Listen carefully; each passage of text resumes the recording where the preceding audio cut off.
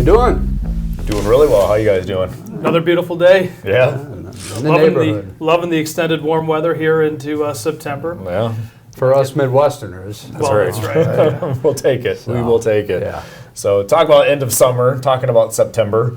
You know, as we look back into September, you know, there were a few things that were kind of going on. You know, we had rate cuts and some other things that we'll get to, but let's just kind of start off with where we always start. Yeah. How'd the market do? All right. So just a few things? Is that how we're teeing this up? There's a lot that played out in September. But, you know, we always just do this check in on the cornerstones of any kind of portfolio that you might expect somebody who's retired or approaching retirement to have in play. And that's going to be a mix of stocks and bonds. So S&P 500, top 500 companies in the U.S. That's kind of our equity or stock proxy that we like to always keep track of month to month. So just above 2% return, 2.14% for the month of September. So that's pretty good. We'll take it. We entered the month with weakness and finished the month in strength. Volatility cuts both ways, to the upside and downside. It's just a magnitude of movement. So we tend to pay more attention to the downside volatility. Right. And there's a lot to that, but again, it was volatility both ways. We ended up positive in the equity market as measured by the S&P 500. Very cool, we'll take it. Mm-hmm.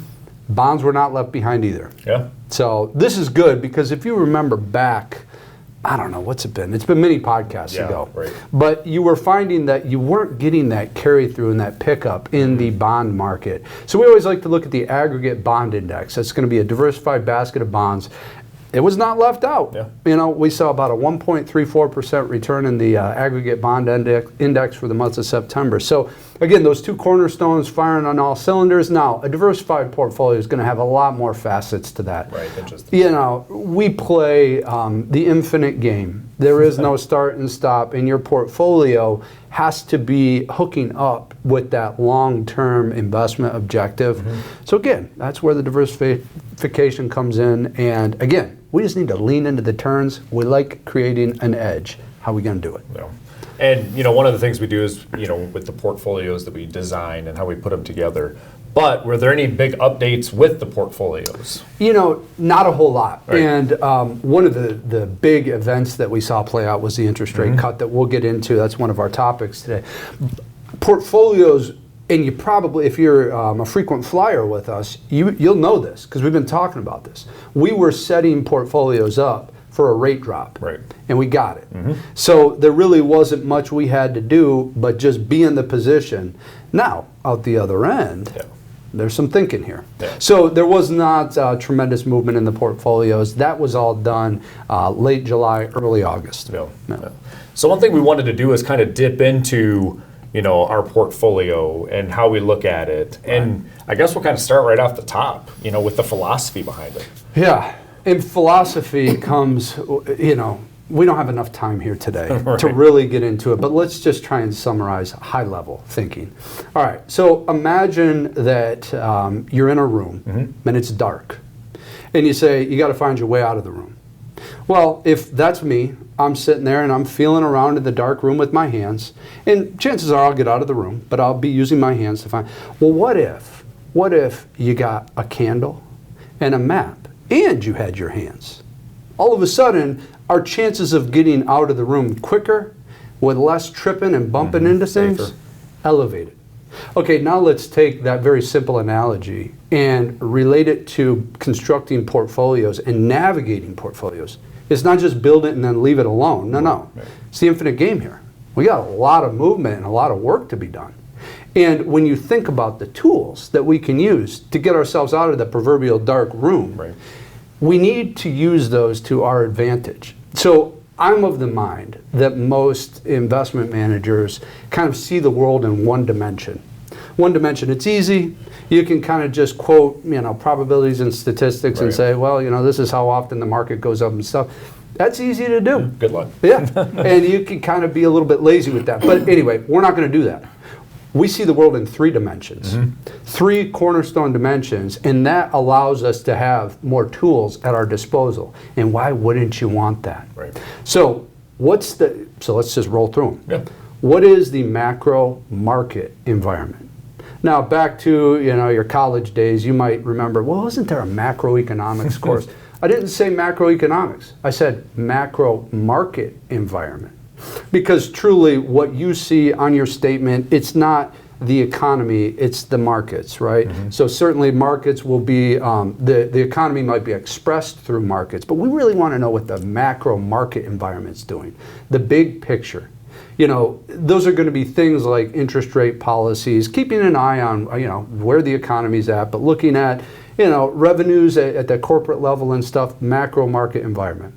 Then you want to know what traditionally works in that macro market regime. So in probabilities and statistics, we call this frequentism. And it's this idea that you're trying to put the odds in your favor. We strive for the best risk-adjusted return that we can achieve for our clients. What does that mean? We want to take a unit of risk and get paid a unit and a half of potential return. That's what we're trying to do by understanding what typically works in that macro market environment. And then how are you going to get there? The timeline, right? Do I need to move quick to this, or do I need to position myself and wait?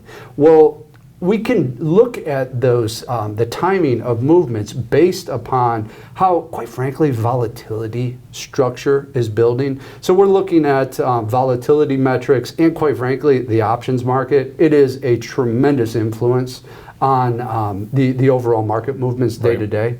So the idea is if we can get the timing right, we can execute the opportunistic portfolio setup for that macro market environment. Get me out of the room. Yeah. So Ryan, how do we then structure, we take these three different dimensions, and then how do we build out that foundational piece? How do we build around that? Right. What types of investments are we using in client portfolios to get those desired outcomes? Yeah, so we're not stock pickers here. Right. We are asset allocators. We can still create a tremendous edge though. When you really think about, well, why aren't you stock pickers? Well, because one of the things you get to diversify away, if you're thinking about it, is single stock or single business risk. So then that allows us to perhaps have a little bit more stock in general on the table. But we really focus on a meat and potatoes approach that, it's not that hard to understand. We're talking ETFs, mutual funds where needed, and perhaps some closed-end funds, again, sparingly. But ETFs allow us to trade intraday, low cost, high liquidity. So really it's that. Those are going to be the main mechanisms and vehicles that we use. And I think one of the questions that we get a lot from our clients is, well, okay, we've got this structure, you're looking at it, you're managing it, we trust you. But how often are you looking at our strategy, and how often are you anticipating or looking at making moves based on some of the data that we're seeing? Yeah. My wife should come on and answer this question because it almost never stops. That's right. And I get myself into quite a bit of trouble with that. But all right, so you're asking a very real question because I've gotten it before too. It's like, how often are you truly making? We're not going to make a move just to make a move, right? No. Our process will allow us to execute in a disciplined and timely manner. But when you're looking at that regime, that macro market environment, it's kind of a monthly look at things. So you're keeping track of month to month, and then you're grouping those months together. And then the portfolio should seek to exist within maybe a grouping of 3 months, with perhaps month-to-month ability to change.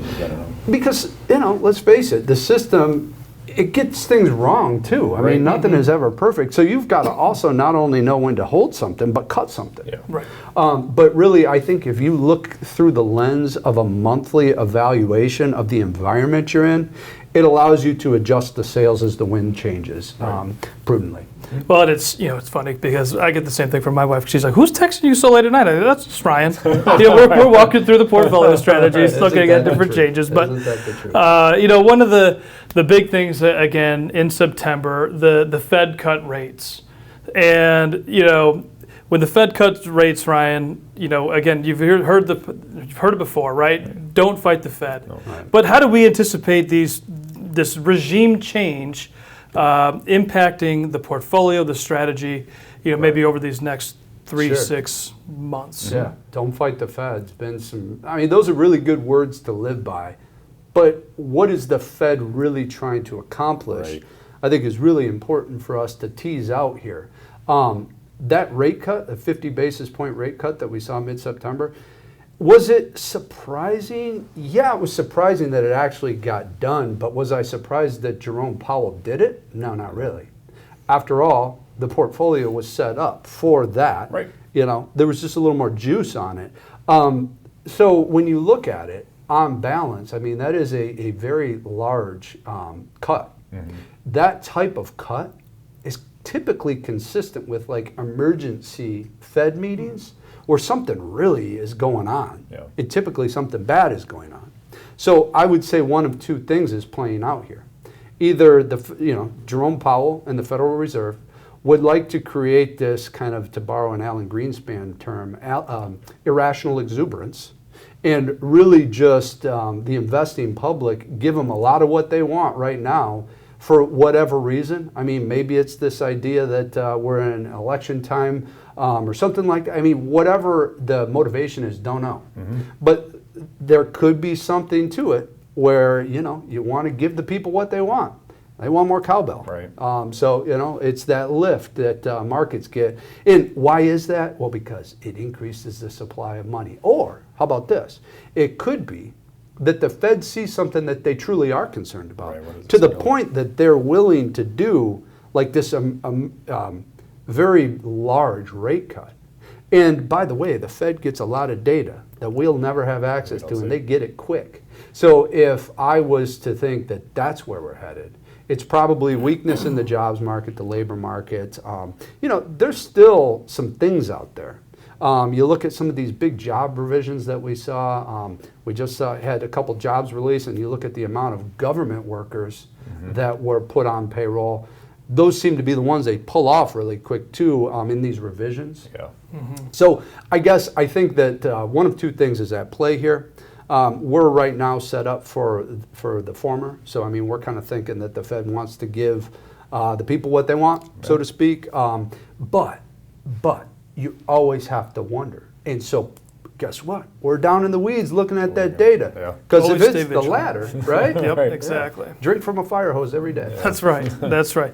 Well, and then, you know, with the Fed cutting, how does inflation play into that, right? Because, you know, It's over. Could it be over? Are we seeing that, you know, Yeah. I know we still see, you know, the grocery store, the day-to-day lives, some of those increases that are probably here to stay. But Ryan, again, where are we at with inflation? Yeah. One of the societal problems with inflation is it's an uneven tax. Chances are, if you're tuning into this today, you have money invested in the capital markets. It's a perfect inflation hedge. You know, think of a business. When you own a stock, you own a business, okay? Doesn't matter what business it is. If they don't sell one more widget, but their stock price goes up, you might go, that's strange. They didn't get any more valuable. No, they didn't. The dollar got less valuable. So it takes more dollars to buy that business, okay? But guess what? As an investor, you owned that business. So you got to keep up with inflation. It's a wonderful hedge. The problem is the person who maybe bagged the groceries in the checkout aisle, chances are, and I'm not generally speaking, you know, it's one of those things, they probably don't have a robust allocation to investments. So that's where that uneven tax comes in. And unfortunately, as you see that massive rate cut with the tremendous level of fiscal stimulus, and that means Congress and our nation spending way more than we bring in revenue, it is this tremendous boon for money supply. Right. And so think of this idea of scarcity. How does inflation work? Well, when there's more dollars out in the economy, each dollar is worth less. When there's less dollars, each dollar is worth more. It's a scarcity function. You know, the Mickey Mantle rookie card is, it's a scarcity, so it's got a lot of value to it. Where the Alan Trammell card that I got in every Topps 1984 baseball pack with the stale gum, I can't give them away. Is it mint condition? I don't know if I still have them laying around. Some of the Tigers fans right now, they might appreciate that card, you know. So, but the bottom line is this. The more that you see money supply build, inflation is going to continue to be a problem. So I unfortunately have this feeling that that rate cut might just reignite that inflation pressure. Now, we'll be watching, because if it's the latter and truly we do kind of roll into recessionary environment, well, then we don't have to worry about inflation. Right. But if we don't get that, and it's, Derek, you mentioned soft landing or no landing, it's this idea that we don't have any recessionary pressures. The economic cycle is broken, business cycle is broken, and all we do is expand. Well, then I think the inflation, it's here to stay. Yeah. And anybody who wants to go back to the 1970s and study that period of time, it's looking kind of similar. We thought we had inflation licked, and then we didn't. And it took Paul Volcker coming in late 70s into early 80s to really break the back with a pretty severe recessionary environment. Yeah. So to kind of get it over. Inflation watch is still on, folks. I know. Still on. Ryan, if you remember when we first started this, we used to kind of joke that the podcast was brought to you by inflation. Because it was like Is that still our sponsor? I think it might be. It's the lead sponsor. Whatever. Yeah. Inflation drives asset prices Yeah. higher, folks. So, just own assets, don't own dollars. Well, and those last two topics that Derek mentioned, right? Yeah. The rate cuts, the inflation, kind of sanity check. How does that work with valuations going forward? Yeah. It's wild, because I've spent a lot of time thinking about this. And it's this idea that when I was coming out of my undergrad, it's kind of like, the fundamental analysis is what's a company's revenue relative or earnings, I guess I should say, relative to its price, and is it a good deal or a bad deal? The problem is the multiples that we used to use for what's called fundamental analysis, they've kind of been changed because the money supply has changed. So you're almost willing to pay more for something because of the alternatives, right? So I think you have to understand where earnings are and like valuations are, fundamentals are, but also think with an open mind and maybe look more recently. Valuations haven't mattered much. Right. So and then you try and look at, well, what's changed to promote that dynamic playing out? And it probably has a lot to do with the money supply. So yes, forward valuations look extremely rich. But if we continue to see that money supply grow, it really doesn't matter. Yeah. But yet again, on the check it down card, you do want to pay attention to You got to that. know what it is. Right? Valuations are elevated relative to history. But then also go back and understand it hasn't really mattered because of, I think, a lot of the Fed. And quite frankly, it's the sleeper. Nobody really talks about fiscal stimulus. And that's the deficit spending that we have going on in this nation. So, anyway. Yeah. Oh, and one of the things too, Ryan, is just thinking about elevated valuations, not all asset classes might have that same elevated valuation. And so there could be some opportunity that we'll always look at to say, hey, look, maybe this is a better relative valuation where, Right. we And can that's get a a lot little bit of- more of an edge, Yeah. That's that weeds. Yeah, Yep. that's what our 3D system right. strives for. So again, but to just paint with a broad brushstroke and Yeah. say Yeah. stocks are too expensive, it's like saying real estate's too expensive. What I would suggest is find a ratio of the house that you say is too expensive, and look at money supply back when you thought it was reasonable. Take the ratio. Now look at money supply and apply the ratio. You might be getting a good deal. on it. So let's look ahead a little bit, right? So if we're looking into October, I know we got a birthday coming up. There. Oh, yeah. Happy early birthday. Thank you. Yeah, 40 and around the corner. That's all right. But what should we look at when we're looking at, the Fed, the markets, the economy? I know we got an election. That'll even be a little bit closer. Every day we get closer to that. Yeah. So the election is clearly a catalyst for volatility.